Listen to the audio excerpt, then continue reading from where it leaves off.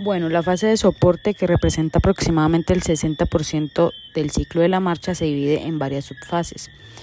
Primero tendremos el contacto inicial, que durante la marcha se activan distintos grupos musculares para estabilizar las articulaciones y preparar la siguiente fase. A nivel de cadera, que se encuentra aproximadamente en 30 grados de flexión, los músculos iliopsoas y recto femoral actúan de forma excéntrica para controlar el descenso del miembro. En la rodilla, que representa una ligera flexión de 10 a 20 grados, tanto los cuádriceps como los isquiosurales participan mediante contracciones concéntricas y excéntricas para estabilizar la articulación y absorber el impacto. Finalmente, en el tobillo, con una ligera dorsiflexión en unos 5 grados del tibial anterior, se contrae de manera excéntrica para controlar el descenso del antepié y evitar caída brusca del pie al contacto con el suelo. Para la respuesta a la carga se activa una cadena muscular con predominio de contracciones excéntricas para controlar el movimiento. La cadera se encuentra en una semiflexión involucrando la región glútea con una contracción excéntrica a nivel de rodilla. Se presenta una flexión de aproximadamente 15 grados, donde los cuádriceps también actúan de forma excéntrica para resistir el descenso del cuerpo. Por último, en el tobillo se observa una plantiflexión de 5 grados, con participación del tríceps sural, que igualmente responde mediante una contracción excéntrica, contribuyendo al control postural y la estabilidad. Durante la fase de soporte medio, distintos grupos musculares se activan para estabilizar y propulsar el cuerpo. La cadera se encuentra en extensión en 10 grados, donde el glúteo máximo y los isquiosurales actúan con una contracción concéntrica para generar la extensión. La rodilla alcanza la extensión completa gracias a la acción concéntrica del cuádriceps. En el tobillo se produce una dorsiflexión de 15 grados, siendo controlada por el tríceps sural mediante una contracción excéntrica que modula el avance del cuerpo sobre el pie y mantiene el equilibrio. Finalmente, en el soporte terminal, cuando se levanta el talón, la cadera alcanza su máxima extensión a 15 grados, mantenida por el glúteo máximo e isquiosurales de manera concéntrica. La rodilla comienza una flexión pasiva de 35 grados y el tobillo realiza una plantiflexión rápida. Ambos movimientos regulados por el tríceps sural en contracción excéntrica y concéntrica respectivamente. El prebalanceo involucra varios grupos musculares en función de las diferentes articulaciones del cuerpo.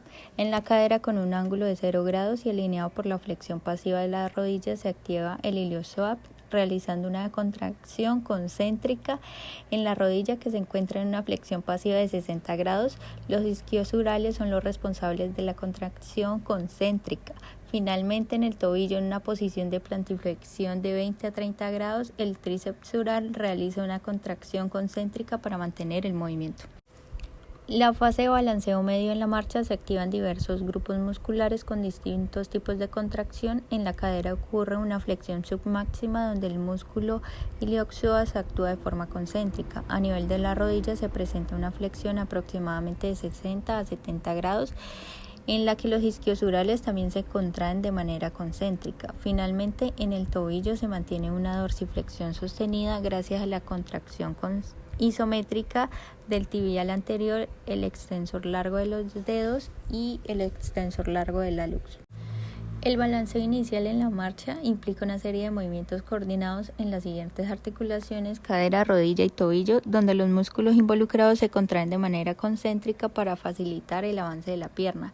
En la cadera, durante la flexión de 10 a 20 grados, alcanzando un máximo de 35 grados, los músculos ilioxoas, cuadrado femoral y el tensor de la fascia lata realizan este tipo de contracción. En la rodilla, la flexión alcanza los 60 grados gracias a la acción de los isquiosurales.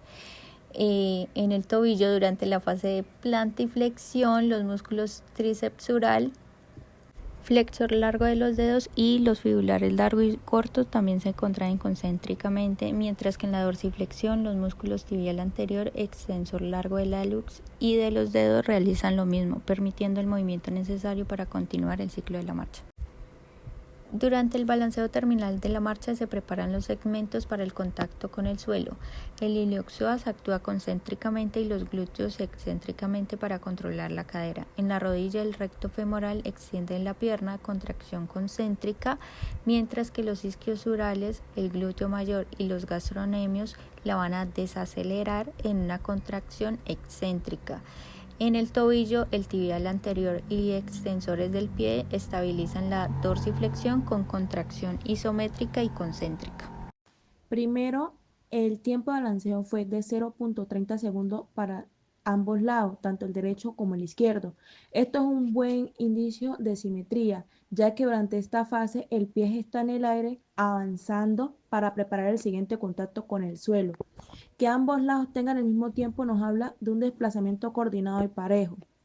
Ya en cuanto al tiempo de apoyo, fue de 0.67 segundos en el lado derecho y 0.63 segundos en el lado izquierdo. Aquí notamos que el paciente mantiene más tiempo de apoyo sobre la pierna derecha. Esto podría significar mayor estabilidad o confianza de ese lado. Respecto al comienzo de la marcha, este registró de 0 segundos para ambos lados, en el cual pues era esperable. En el momento en que el paciente inicia el primer contacto del pie con el suelo, desde una posición estática marcando el inicio del ciclo de la marcha. Ya en la fase final de la marcha, con el tiempo de 4.71 segundos en el lado derecho y 3.87 segundos en el lado izquierdo. Esta diferencia es importante ya que nos muestra que el pie derecho tarda un poco más en completar todo el ciclo y esta fase representa el instante en el que el pie se prepara para despegar el suelo y volver a iniciar el ciclo con el paso siguiente. Ahora hablaré un poco de la medición del ángulo Q. Primero que todo, definamos que el ángulo Q es un parámetro clave para la medición de las extremidades inferiores. Este ángulo se forma entre dos líneas. La primera, que va desde la espina ilíaca antero superior hasta el centro de la rótula, y la segunda, que va del centro de la rótula hacia el trocánter mayor.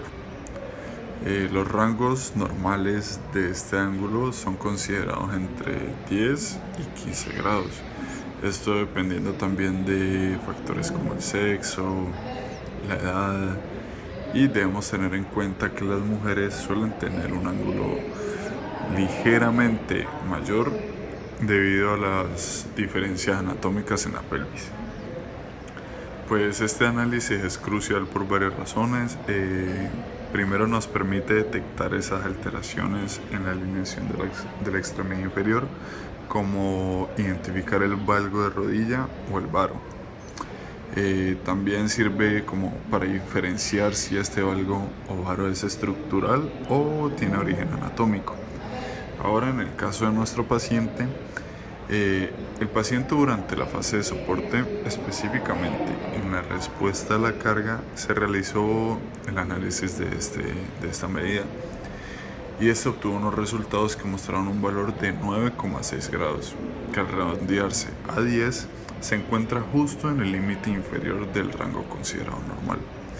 Este dato es un poco relevante porque durante la fase de la marcha el cuerpo va a soportar todo el peso y estabiliza el movimiento, lo que pone en juego como la alineación de las articulaciones y la distribución de las fuerzas. En este resultado, pues se evidencia que no hay alteraciones significativas y que la alineación está justo en un límite preciso, un límite inferior. Y que debido a esto se pueden realizar más análisis con otras pruebas y evaluarlo de manera como más detallada para ver si hay presencia de este valgo o si no. Para el análisis del ángulo de la basculación pélvica en la fase de balanceo, al momento de empezar el siguiente paso, en la imagen no se observan alteraciones. Se observan que la basculación está por encima de los 90 grados, exactamente 92.6 grados, lo que nos da como resultado 2.6 grados de basculación pélvica, lo que se considera un valor de angulación sin alteraciones y normal dentro de los parámetros.